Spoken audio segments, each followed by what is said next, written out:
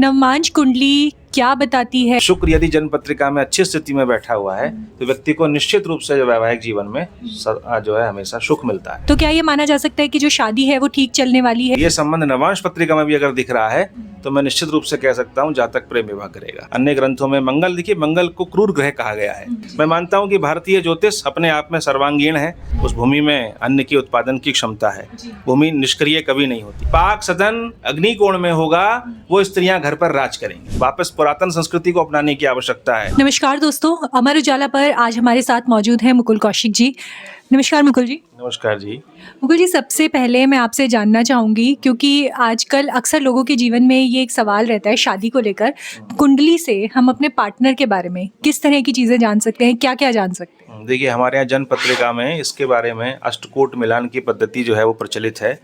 उसमें नक्षत्र के आधार पर जो व्यक्ति का जन्म नक्षत्र होता है उस नक्षत्र का तारतम्य कितना बनता है हमारा, उसके आधार पर हम अपने आने वाले भावी जीवन साथी के साथ हमारा कैसा सामंजस्य रहेगा, ये हम उससे पद्धति से देख सकते हैं। इसके अतिरिक्त हमारे यहाँ ज्योतिष में विवाह के कारक जो हैं वो शुक्र को कहा गया है। तो शुक्र यदि जन्म पत्रिका में अच्छी स्थिति में बैठा हुआ है तो व्यक्ति को निश्चित रूप से जो वैवाहिक जीवन में जो है हमेशा सुख मिलता है। तो अगर मैं इसमें एक चीज़ और ये जानना चाहूँ कि जो नवमांश कुंडली होती है, नवमांश कुंडली क्या बताती है? क्योंकि कई बार ये देखा जाता है, या आप इसको बेहतर तरीके से बता सकते हैं कि क्या नवमांश कुंडली भी शादी के लिए देखना ज़रूरी होता है, और उससे क्या क्या चीज़ें पता की जा सकती हैं? महर्षि पराशर हमारे यहाँ हुए हैं, वैदिक कालीन ऋषि हैं, महाभारत कालीन। उन्होंने ग्रंथ लिखा है बृहत पाराशर होरा शास्त्र। मैं इस समय देश भर में निःशुल्क कक्षाएं चला रहा हूं और इस देश के साथ साथ विदेशों से भी अभ्यर्थी जुड़े हुए हैं। उसी ग्रंथ में महर्षि पराशर ने लिखा है नवांशे कलत्र सौख्यम, यानी जन्म पत्रिका का जो नवांश चक्र है उसके द्वारा, कलत्र कहते हैं जीवन साथी के सुख का विचार किया जाता है। तो जन्म पत्रिका में यदि कोई ग्रह अच्छी स्थिति में नहीं है लेकिन वो नवांश पत्रिका में यदि अच्छा स्थान पा गया है तो निश्चित रूप से ये आशा की किरण को इंगित करता है। मैं इसको एक उदाहरण से आपसे अगर समझ पाऊँ कि मान लीजिए कि मेरी जो लग्न कुंडली है उसमें मेरा शुक्र जो है, जैसे आपने बोला कि वो कारक है उसका, शुक्र जो है वो नीच बैठा हुआ है, लेकिन नवमांश में अगर उसकी स्थिति ठीक हो जाती है तो क्या ये माना जा सकता है कि जो शादी है वो ठीक चलने वाली है? और हाँ, अंततः कुछ मुसीबतों के साथ, कुछ विघ्न बाधाओं के साथ जातक निश्चित रूप से वैवाहिक जीवन में सफल होगा। और कुंडली में वो कौन से सूत्र होते हैं जिनसे हम ये पता कर सकते हैं कि लव मैरिज होने वाली है या अरेंज मैरिज होने वाली है? क्योंकि आजकल की जनरेशन को इसमें बहुत ज़्यादा इंटरेस्ट रहता है कि शादी जो है वो लव हो रही है या अरेंज हो रही है। हाँ, देखिए, पंचम भाव जो है वो जन्म पत्रिका में प्रेम का भाव है, सप्तम भाव विवाह का भाव है।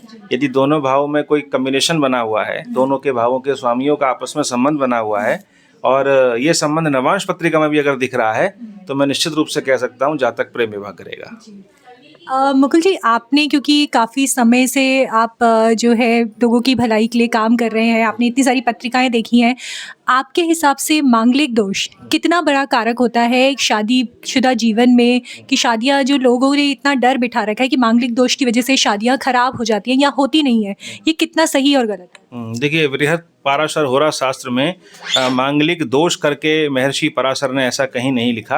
यद्यपि बृहत दैवज्ञ रंजन एक ग्रंथ है उसमें लिखा हुआ है। अन्य ग्रंथों में मंगल, देखिए मंगल को क्रूर ग्रह कहा गया है और किसी क्रूर ग्रह का सप्तम भाव पर अगर प्रभाव पड़ रहा है तो ये कहीं ना कहीं वैवाहिक जीवन में खलल का संकेतक होता है। लेकिन ऐसा नहीं है कि खाली, चूंकि जन्म पत्रिका में 6 स्थान ऐसे हैं जहां पर मंगल अगर बैठे तो उसको मांगलिक कह दिया जाता है।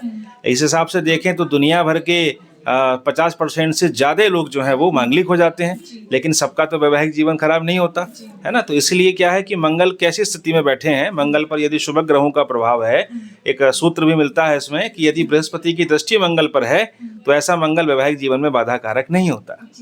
तो आपने बृहस्पति के बारे में बात कर ली है, अगर बृहस्पति लग्न कुंडली में जो है वो वक्री हो जाते हैं, क्योंकि हम ये बोलते हैं कि शुभ ग्रह है, शुभ ग्रह का वक्री होना कितना खतरनाक हो सकता है? शुभा वक्रा अति शुभा, क्रूरा वक्रा अति क्रूरा। उत्तर कालामृत में कवि कालिदास ने इसको लिखा है कि शुभ ग्रह जब वक्री होते हैं तो वह अपने शुभ परिणामों को और अधिक देते हैं, और क्रूर ग्रह जब वक्री हो जाते हैं तो वह और अधिक क्रुद्ध हो जाते हैं। तो अगर मान लीजिए किसी की कुंडली में जुपिटर जो है वो नीच के हैं, यानी कि मिथुन राशि में अगर वो बैठे हुए हैं और वक्री भी हैं, तो किस तरह के प्रभाव? तो वह शुभ जो है शुभ फल को देने वाले बन जाते हैं। यानी मकर, ऐसे समझिए इसको कि एक व्यक्ति नीच है लेकिन अब वो वक्री हो गया, यानी अब वो अपने नीच कर्म को छोड़ करके वापस शुभ कर्म की ओर मुड़ गया है, तो अंततः वो कहाँ जाएगा? वो सफलता की ओर ही जाएगा, है ना। देखिए जो है पाराशर जी ने इसके बारे में बड़ा अच्छा सूत्र लिखा है ग्रंथ में। मैं मानता हूँ कि भारतीय ज्योतिष अपने आप में सर्वांगीण है, सर्वोत्कृष्ट है।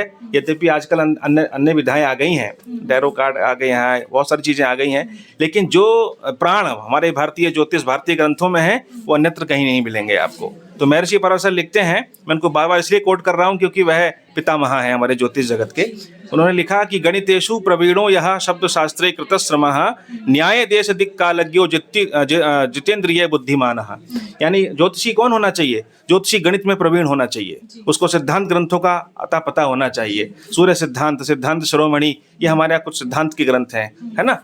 और गणितेषु प्रवीणो यह शब्द शास्त्रे कृतश्रमः, जिसने शब्द शास्त्र को पढ़ा हो, जिसने व्याकरण को पढ़ा हो, जिसने संस्कृत व्याकरण को नहीं पढ़ा, वह ज्योतिष के ग्रंथों का सटीक अर्थ नहीं निकाल सकता, है ना।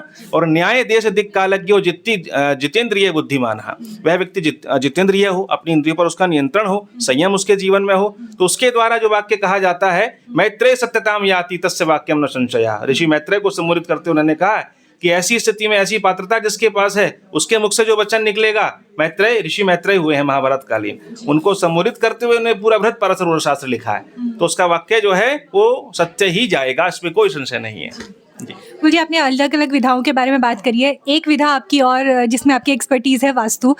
घर का वास्तु जो है वो कितना हमारी कुंडली से देखा जा सकता है, या हमारी कुंडली ये बता सकती है कि मेरी कुंडली देखकर आप ये बता सकते हैं कि मेरे घर में वास्तु के हिसाब से क्या खराब रहने वाला है? देखिए, हमारे यहाँ जिस भूमि पर हम लोग रहते हैं उस भूमि में अन्न की उत्पादन की क्षमता है।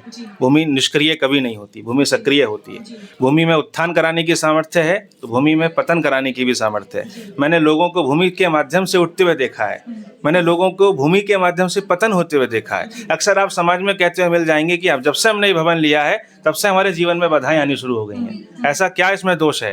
तो दोष होता है पंच तत्वों का भरपूर संयोजन जहाँ पर किया जाए वह स्थान हमारे रहने योग्य होता है। वास्तु शब्द संस्कृत की वस धातु से बना है। वस का मतलब होता है वास करना, निवास करना। जिस स्थान पर हम रहते हैं वहाँ पर सूर्य की पर्याप्त किरणें हमको मिल जाएं, वायु तत्व का पर्याप्त संचार हो, घर के बीच में आंगन हो ताकि ओपन टू स्काई हो, क्योंकि ब्रह्म तत्व का वास वहाँ पर कहा गया।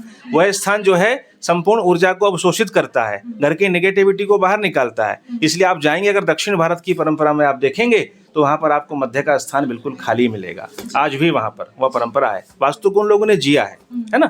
तो अब कुछ चीजें हैं जैसे ईशान्य देव मंदिरम, भवन के ईशान कोण में आपका देवता का मंदिर होना चाहिए। आग्नेय्याम पाक सदनम, ऋषि कह रहे हैं इसको, हम नहीं कह रहे, है ना। अग्नि कोण में पाक सदन यानी रसोई होनी चाहिए जहाँ पर पकता है अन्न हमारा। तो वहाँ पर गृहिणी अगर वास करे, ज्यादा लंबे समय तक रहे, तो क्या होता है, वो अधिकार संपन्नता उस स्त्री के स्वभाव में आ जाती है। घर के बाकी सदस्य उसकी बात मानने लगते हैं। जिस घर की स्त्रियों का पाक सदन अग्निकोण में होगा वो स्त्रियां घर पर राज करेंगी।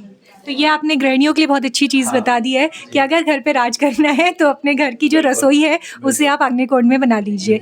एक चीज़, क्योंकि फ्लैट्स में ये बहुत पॉसिबल नहीं हो पाता है कि हर दिशा और दशा जो है वो सही रहे, वहाँ पे लोग किस तरह के छोटे मोटे चेंजेस कर सकते हैं, या क्या एक ऐसी चीज़ है इसको करने से एक लेवल का वास्तु दोष जो है वो ख़त्म किया जाए? देखिए, मेरे गुरु रहे हैं पंडित सतीश शर्मा जी, मैं उन्हीं का शिष्य हूँ और उन्हीं के श्री चरणों में बैठ करके मैंने इस विद्या को पाया है। तो हमारे घर का जो भी वास्तु है वो भूखंड से तय होता है। सबसे पहले देखिए, जिस भूखंड पर आप वास कर रहे हैं कहीं उसका रक्त रंजित इतिहास तो नहीं रहा, कहीं वहाँ पर मर्डर तो नहीं हुआ, कहाँ उस भूमि पर पूर्व का इतिहास जानना बहुत जरूरी है। कुछ भूखंड ऐसे होते हैं जैसे कि त्रिकोणाकार भूखंड है, अच्छे नहीं कहे गए, है ना। आयताकार भूखंड भी ऐसे हो कि लंबाई 2 गुने से ज्यादा ना हो, चौड़ाई उसकी जो है इस रेशियो में भूखंड कहे गए हैं। तो पहले तो शुरुआत भूखंड से हमारी होती है ना।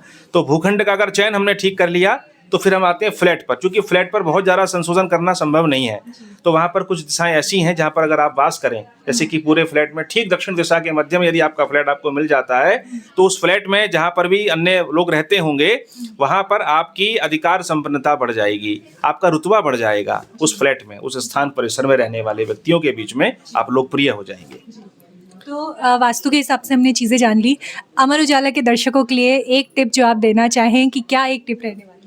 हाँ, देखिए, टिप तो बहुत सारी हैं और खाली टिप के भरोसे जीवन नहीं जीना चाहिए, शॉर्टकट नहीं जीना चाहिए। मैं इतना ही कहूँगा कि जीवन में दैनिक नित्य पूजा को बढ़ाइए, देवताओं के लिए हव्य समर्पित करिए। आजकल घरों में यज्ञ होने बंद हो गए हैं और केवल दीपक जला करके ही हम लोगों ने तीसरी मान लिया है। देवताओं को हव्य यज्ञ के माध्यम से मिलता है। जिस घर में नित्य प्रति यज्ञ होता हो, नित्य शंख की ध्वनि गुंजायमान होती हो, वहाँ पर बहुत सारी नेगेटिव शक्तियाँ घर से बाहर निकल जाती हैं। महर्षि दयानंद सरस्वती जी ने नारा दिया था कि वेदों की ओर लौटो, मैं कहता हूँ यज्ञ की ओर लौटो। वापस पुरातन संस्कृति को अपनाने की आवश्यकता है, तो हमको कहीं पर अन्य स्थानों पर सिर माथा पटकने की ज़रूरत नहीं पड़ेगी। तो यज्ञ आपने बोला है, तो यज्ञ जो है इसको कितने समय में इंसान को करवा देना चाहिए? देखिए, हमारे यहाँ पर जो है संगीता ग्रंथों में ऐसा लिखा है कि अपने जन्म नक्षत्र में, जिस नक्षत्र में आपका जन्म हुआ है, उस दिन आपको हवन करा लेना चाहिए।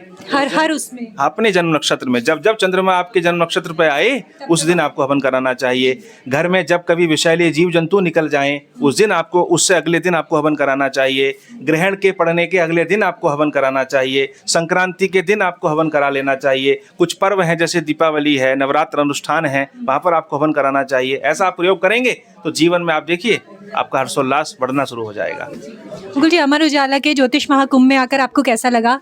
देखिए, अमर उजाला का ये बहुत सराहनीय प्रयास है और अमर उजाला के माध्यम से उत्तराखंड ही नहीं, मैं तो कहूँगा देश भर के अन्य राज्यों से बहुत सारे लोग यहाँ पर आए हुए हैं, ज्योतिषीय परामर्श दे रहे हैं और निःशुल्क परामर्श उनको मिल रहा है। ये अमर उजाला की सराहनीय पहल है। भारतीय ज्योतिष विद्या का जो भारतीय स्वरूप है उसको बढ़ावा देने में अमर उजाला का सराहनीय योगदान है। मैं ईश्वर से कामना करता हूँ कि आपका ये प्रयास राष्ट्र पर और अधिक चमके। मुकुल जी, हम सभी अमर उजाला परिवार की तरफ से आपका बहुत बहुत धन्यवाद। धन्यवाद सभी को। इसी प्रकार की वीडियोस देखने के लिए हमें सब्सक्राइब करना ना भूलें और एस्ट्रोलॉजी से जुड़ी लेटेस्ट जानकारी के लिए डाउनलोड करें माई ज्योतिष ऐप।